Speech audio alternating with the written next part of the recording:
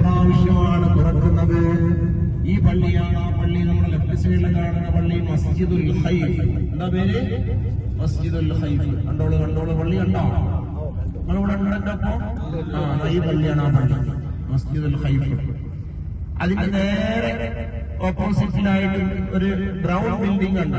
Opposite അല്ല, നമ്മുടെ നേരെ ഓപ്പോസിറ്റ് ലെഫ്റ്റ് സൈഡിലായിട്ട് കണ്ടോ? അതാ നേരെ നോക്കൂ ലെഫ്റ്റ് സൈഡിൽ. അതിന്റെ മുകളിലുള്ള ആ കൂടാരം, ആ വൈറ്റ് പിന്നെ എന്താ പറയാ ദാർപ്പായ പോലെ കാണില്ലേ, അതിന്റെ താഴെ ഒരു കാല് കാണാം. അതാണ് ജംറത്തുൽ അഖബ. അപ്പൊ നമ്മുടെ നേരെ ലെഫ്റ്റ് സൈഡിൽ കേട്ടോ. അങ്ങോട്ടൊന്നും പ്രവേശനമില്ല. എപ്പോ ഇവിടുന്ന് ഇങ്ങനെ കാണിച്ചാലാണ് പറ്റുള്ളൂ. കണ്ടെല്ലാരും ജംറത്തുൽ അഖബയാണ് ആ കാണുന്നത്. ആ പാർക്കിംഗ് പോലുള്ള ബിൽഡിംഗിന്റെ സെൻട്രൽ പോയിന്റ് ആ വെള്ള ഷീറ്റിന്റെ നേരെ അടിയിൽ. അതിനപ്പുറത്ത് എന്തുണ്ട്? ജംറത്തുൽ വിസ്തയുണ്ട്. അതിന്റെയും അപ്പുറത്ത് ജംറത്തുൽ ഉലയുണ്ട്. ഈ 3 ജംറകളും അവിടെയാണ്. ഹജ്ജിന്റെ പരിസമാപ്തി കുറിച്ചുകൊണ്ട് ഹാജിമാര് മുസ്ദലിഫയിൽ നിന്ന് എടുത്ത കല്ലുകള് മുഴുവനും അവിടെ എറിഞ്ഞു തീർക്കും. ഓക്കെ.